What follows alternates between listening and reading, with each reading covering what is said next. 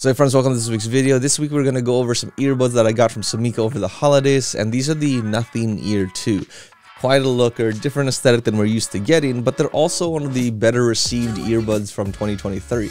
Obviously they have their striking looks, but ever since the Nothing ones, they've kind of created a buzz and made their own little market for themselves, so I figure why not review them. Obviously, you can see it's a snowy day here in Boston, so we might as well use that to our advantage and get some samples and all that sort of stuff. It's not going to be fun for me, but maybe it'll give you guys a little bit something different as we test these, but let's go. All right, so we're walking to the coffee shop, but I did want to talk about ANC and Transparency. So the ANC is actually pretty serviceable. It's not the strongest that I've seen, especially with the recent headphones that we've tried, but it's definitely enough where it'll block out like car traffic, wind, sort of stuff like that.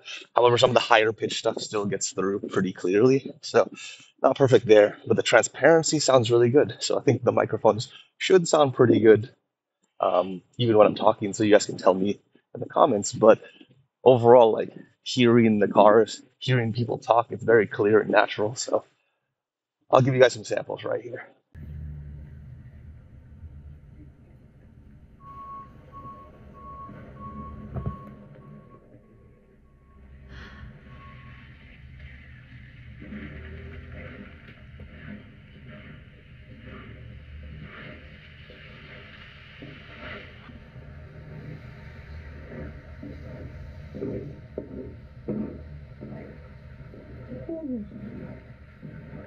All right, so as we get inside, it's definitely noticeable in the ANC, the high pitches.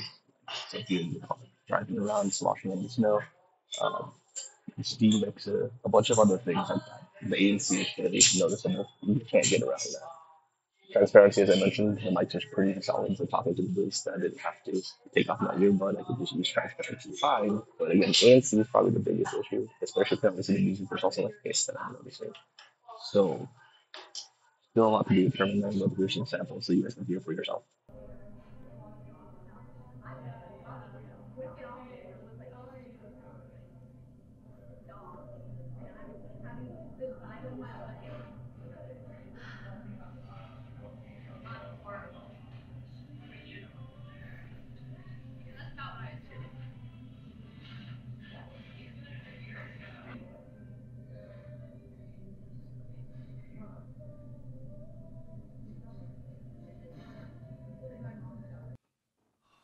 Oh man, it's snowing. Okay, really quick conversation about these headphones. So the ANC is definitely an issue here, not only just because of the hissing, but just how much noise it still lets in despite it being in that mode. And just so you guys get a sample of what that kind of whooshing sound sounds like, here's a quick sample.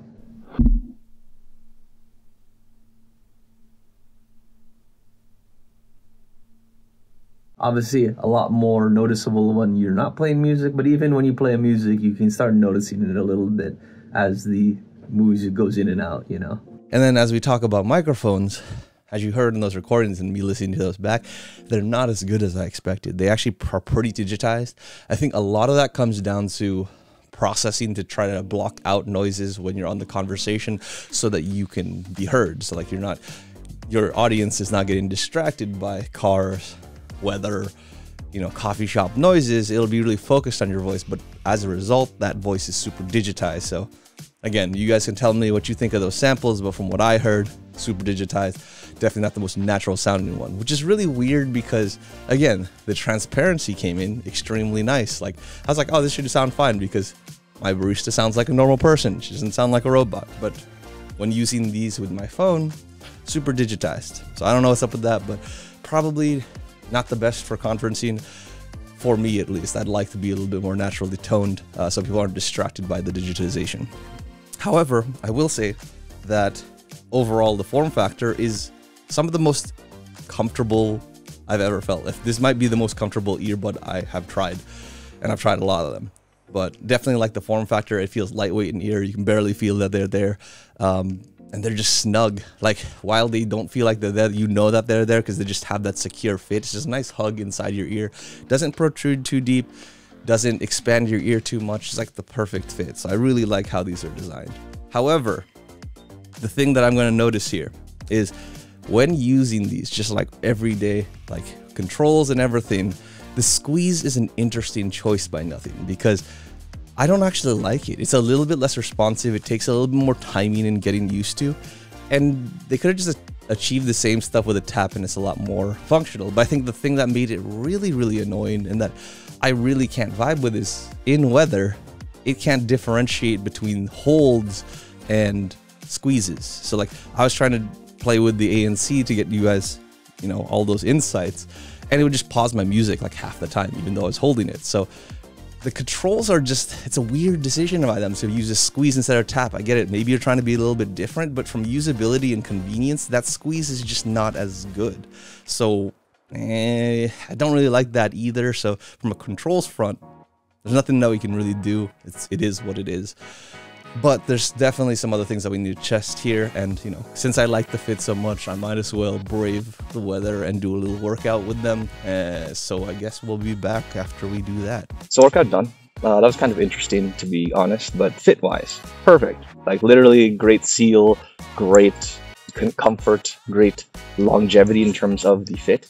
Never had issues when I'm doing jump roping, doing weights, doing calisthenics. So really any kind of movement would probably keep these pretty secure. I didn't do agility drills and running, so as a result I didn't get like a field test because there's just too much snow. I would slip and, you know, snap an ACL. I'm not trying to do that for this video, but it was very solid throughout the entire workout, which I liked. The big thing for me was adjusting tracks and adjusting volume. Again, it's that pinch system. I looked in the app. It's all pinches. It's a single pinch, a hold pinch, a double tap and hold. That's just a lot of different stuff. Like, it gives you a lot of functionality in the app. However, just the pinching is just not good and intuitive during the workout. So there are times I was trying to make it work the way I wanted to, and it just kind of failed out on me. And it was just annoying because I couldn't get the function I want. It was confusing things. I'm not sure if it's because of the rain or anything. I didn't really have like connectivity issues because of the rain, but maybe that was impacting the controls. But it was just not consistent enough where I knew exactly what was going to happen with the next track or the volume situation. So just not my favorite control setup. And then in terms of ANC, I could still hear like air conditioning units and when people's footsteps and stuff, even with high. So I looked into the app, I saw that there were different levels. I tested all the levels. Even on max ANC, I was still able to hear all those high-pitched noises, and even some mid-tones. Like really all I could not hear was like the low droning noises, but ANC is kind of weak with these the more I play with these. So that's something that you guys want to consider if ANC is super important for you. But for the active fit and function on the outdoors, that's what it is. Let's move inside and talk about music. So as we talk about sound, let's start with sort of the capabilities of that sound first. So the codecs that are available to you are AAC and SBC for your standard definition. And then for your higher definition, you have your LHDC. This is going to be essentially your high definition option since they don't have an LDAC or aptX lossless or anything like that. When I'm comparing it to other codecs, it is not as good as LDAC, but from a low latency perspective, it is superior. And then when you're looking at aptX adaptive, it's not as good on latency, but it is better in terms of sound overall. So it is a good high definition option. There's also an option for low lag mode in terms of gaming and things like that. And that's something that I found to be super important because when using it just in your HD mode or even your standard definition mode, if you're looking to do like editing, like, you know, you're going to edit some reels or edit something in CapCut or Premiere Rush on your phone, don't use this in normal mode because it'll get things way off. There were the whole week where I was building a series of shorts, and when I exported them, they were super off once I looked at them on my computer. So definitely use low lag mode when trying to edit or do gaming, because then that'll resolve that issue and it won't have that lag. If you forget to do that, your stuff's going to be way off. But those are the main things that I would say that are in terms of technology and capabilities and modes, that's going to be really important to you. I will also say that there is a decent amount of customization, like there's the sliders that will allow you to really tune in your music, and you're going to need to use that because of how the sound signature is. The sound signature is extremely bass heavy, and it's also extremely unseparated. So you're going to have to use your sliders to really bring in that feel of separation. Otherwise, it's just going to be missing some details for you out of the box. And for the purposes of this test, I can't go through optimizations and all that sort of stuff because it would take too long. However, I will talk about that stock signature, and hopefully that'll emphasize why you guys need to tune these before you actually use them. And again, it's going to take some practice because you're going to have to figure out what works across genres, or you're going to have to make some presets where you can kind of like swap between them based on what you're listening to. But the first track that I would say that, let's start off with a good. So How Deep Is Your Love by PJ Morton and Yebba. This song's really good because it's pretty simple. Like, there is a bass line. It doesn't get too overpowered. Those two have pretty strong voices, and they are like not really complementing each other rather than switching off roles. There's a little bit of harmonization, but it's nothing that really overpowers the song, and it actually sounds really, really good. So I liked these earbuds with this song. Another song that's really good is Peaches by Justin Bieber, Daniel Caesar, and 𝐵𝐵𝐿. This is a good track that I like to use because they all have like distinct singing characteristics and they all sound kind of different. Bieber actually lost on this one. He was pretty washed out, and I didn't feel like he had any power in his voice in comparison to like Daniel Caesar sound amazing.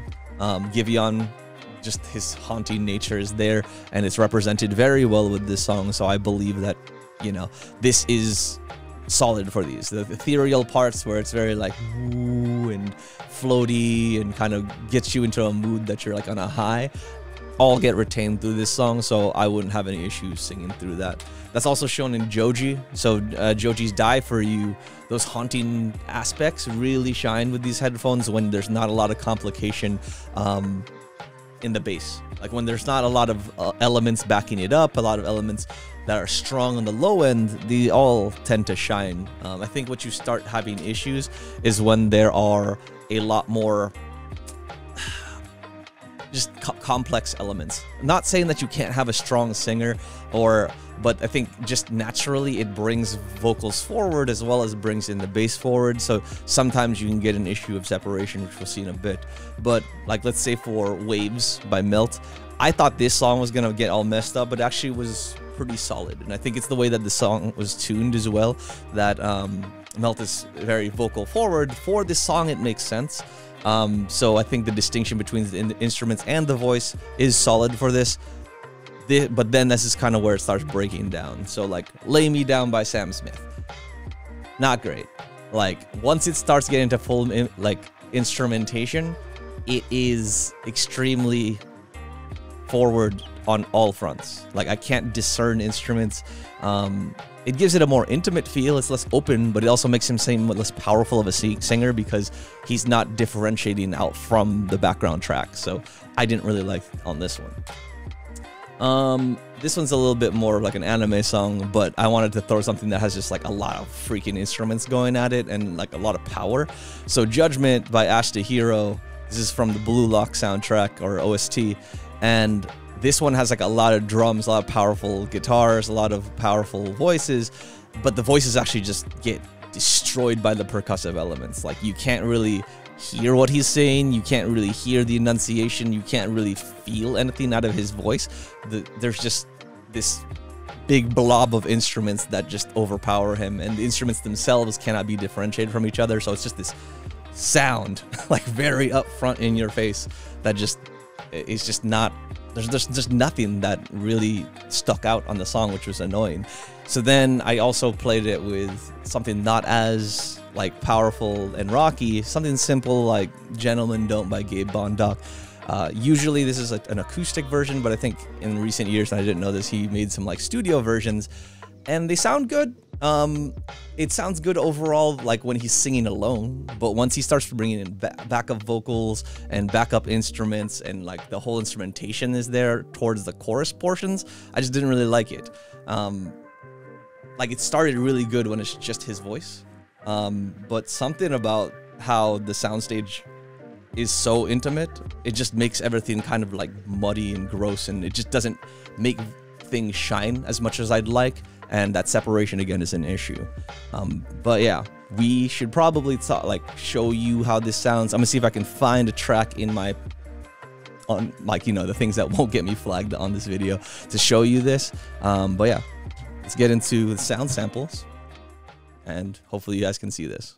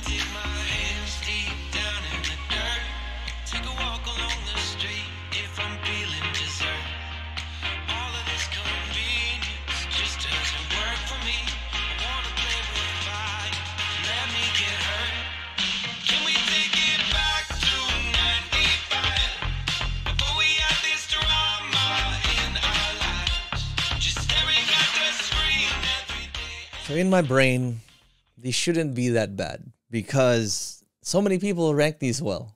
A lot of different news outlets, a lot of different reviewers put this in their, you know, their A tier. Not necessarily S plus tier, but they put them in their A tier. So I can't imagine that all of them are wrong.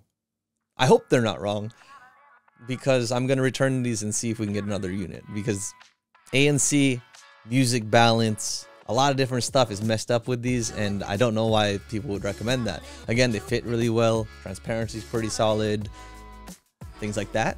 But all the core stuff that you'd want out of a wireless earbud, these kind of don't have it. They look super dope.